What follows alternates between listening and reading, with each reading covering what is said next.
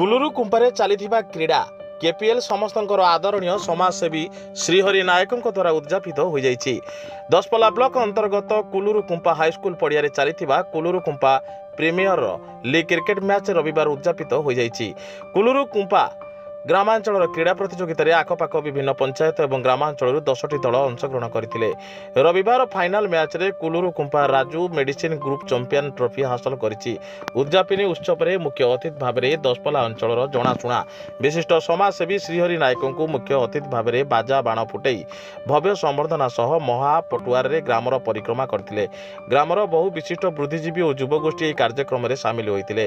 मंच में श्रीहरि नायक क्रीड़ा मनीषर बौद्धिक विकास सहित समाज भाईचारा सृष्टि करने कहवा सहित कुलुरु कुंपा प्रति सबुबले सहयोगर प्रतिश्रुति देते।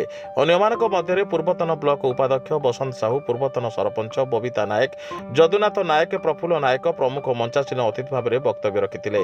सूचनायोग्य जे कुलुरु कुंपा अंचल में विशिष्ट समाजसेवी श्रीहरि नायक दंपति 2टी भव्य मंदिर, ग्राम्य तोरण और कोठाघर निर्माण सहित बाणीगोछा अंचल में मागणा आंबुलांस सेवा जोगाई भरपूर प्रशंसा साउंटिबारे सक्षम हो पारिछन्ति।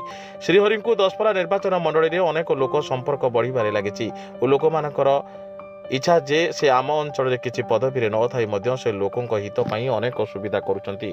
जदि से आम प्रतिनिधि हेबे कौन करिवे आम पई और दशपल्ला पई। Nayagarh जिलूर special correspondent Ajit Kumar Das report Sai सत्य न्यूज।